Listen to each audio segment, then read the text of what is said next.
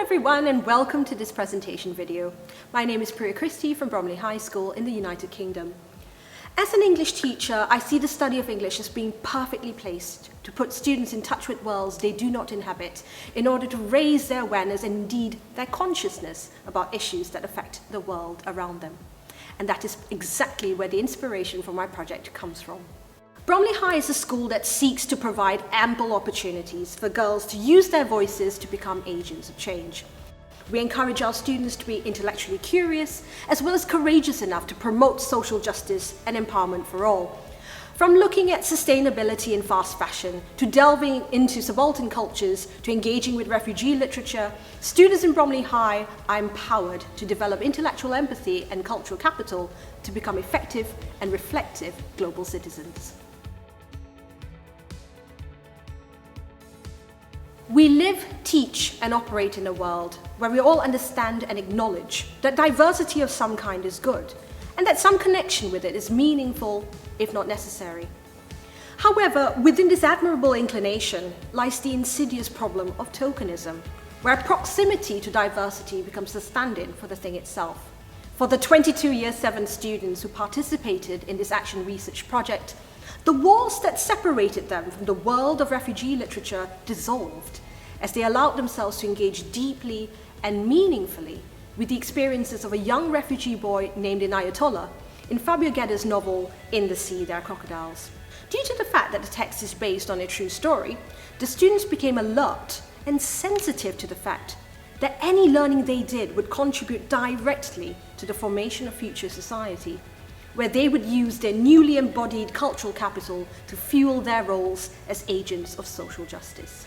Far from being tokenistic, studying this novel instead contributed to the creation of a new social reality, as students took their learning beyond the classrooms, into their homes, into newfound partnerships with the charity, and perhaps most importantly, into themselves.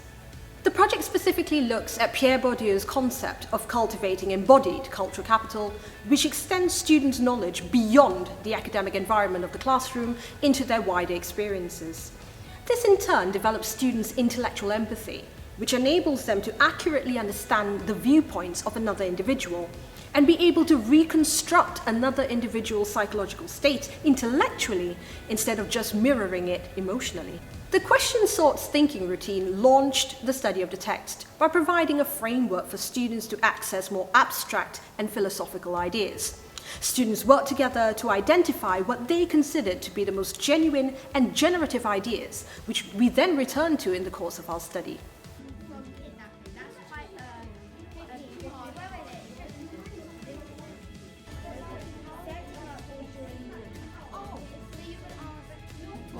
Why do people even choose to do this?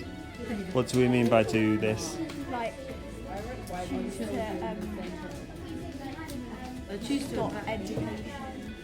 Oh, I see. Okay. Interesting. Does that need a punctuation mark?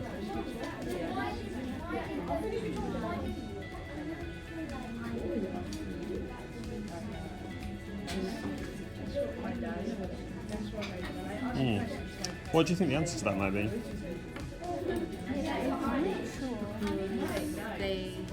With their from different cultures, it could be that they don't want the other culture to take over that one or something.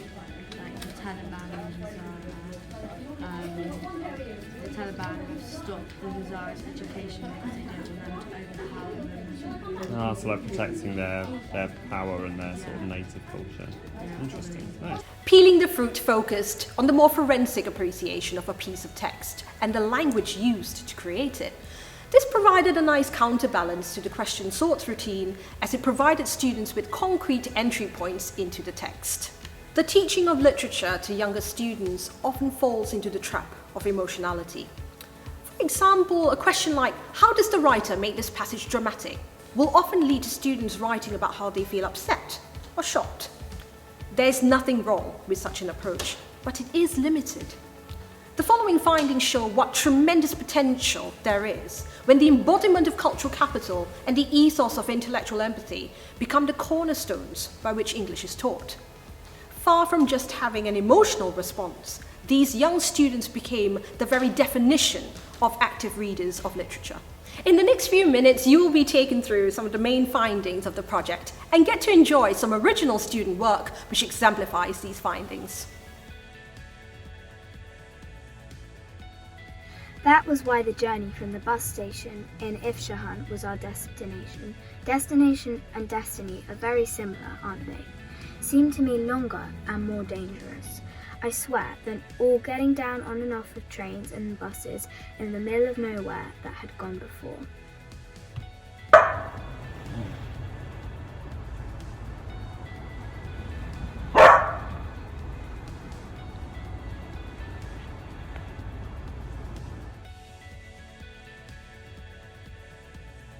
Enaiatollah is a refugee from Afghanistan. He is currently living in Italy. Welcome, Enaiatollah. Hi Asha, this is an honour to be on your show. I'm so happy you invited me to be here. Yeah, I'm just really happy. Hi Enaiatollah, we're really happy to have you. Perhaps you could tell us maybe what was the hardest part of your journey? Was it your mother leaving you? Was it travelling with the traffickers? Was it going under vans, crossing continents basically is what you've done. So it's to summarise, what was your hardest moment? What made you really feel hurt or sad?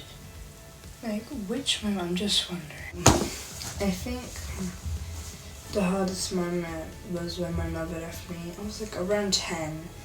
And I was no taller than a goat, so it was really came to realisation, wow, I have to fend for myself, I have to get a job, I have to survive, I have to get to a safe place.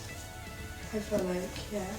Sometimes it's put into place, you can see things that happen, but in other times you can't because they're a lot bigger to deal with.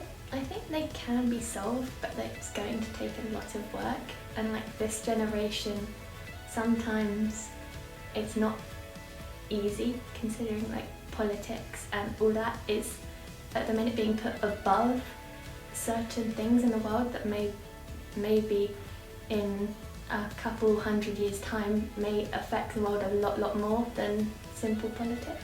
I want to see a world where it's more balanced and everyone has their sort of rights, because I feel here in England I have a lot more rights than they would have there, because I think I'm really lucky to be born in a country like this where I have lots of rights to protect me, and a safe home and lots of love towards me. But Enaiah, he doesn't have those rights. People don't treat him properly, and his mum left him all alone. He has to fend for himself, get a job, climb mountains, cross seas. And I just don't think it's fair, and that the world should be more balanced altogether and just have a normal equality. As a Year 7 student alone, I don't think I can change the world, but as a big group of students, or maybe a couple schools, if we just got a message out there, then I think maybe things could change. But changing the world completely, it's not really doable, because some people will still have their own opinions, that they don't respect the things that some laws and things change. No, I don't think alone we can't, but together we can. It is important that kids in Year 7 or older should learn about this, because they'll have to learn about it at some times, and they'll think it's not fair, and maybe if they don't think it's fair, they'll make charities like Wonder, which can help.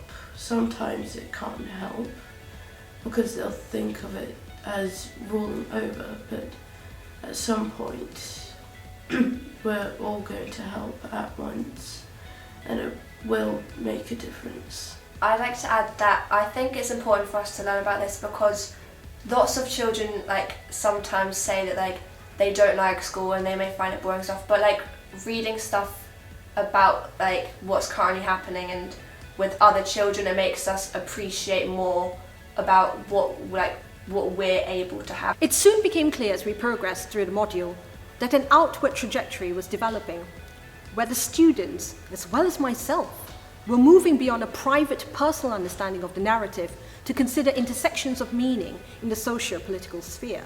Students were also approaching what Bourdieu calls the ideal reader. Students saw not only their pragmatic value of developing the responses beyond the emotional, but also the cultural value, as they started to debate about notions of governance and international cooperation. In an episode in the text where the protagonist is doing child labour at an illegal construction site, a student argued that Geda's rationale for including this episode was to explore the tension between what is legally right and what happens in reality. I myself became a more adaptable practitioner who was guided by the student's desire for knowledge.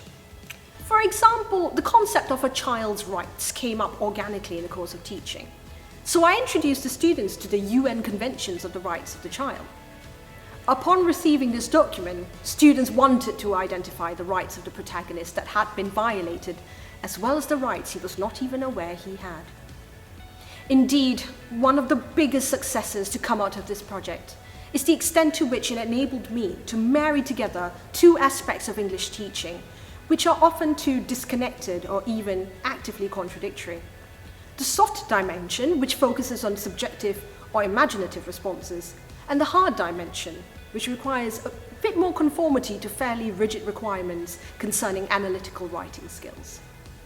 Bourdieu himself asks, what can one do today if one has a genuine desire to further the internationalization of intellectual life? He quickly undercuts his own question with a dose of cynicism, stating that intellectual life is held hostage by prejudices, stereotypes, and hastily simplistic representations, so there is no such thing as genuine desire. However, I have found that giving a group of 22 year 7s access to a world so different from their own resulted in them genuinely refashioning their own worlds to include this new world. The students worked hard to embody this new cultural capital, to make it an inherent part of how they responded to global issues surrounding injustice and inequality. These same children, even in 15 or 20 years' time, will have some consciousness about their humanitarian role in the world, which will guide them to use their privilege for social justice. In the words of a student who took to this project more than any other student in the class, it's sad to see that we have let this go on until it has gotten like this. We need to help, as they cannot help themselves.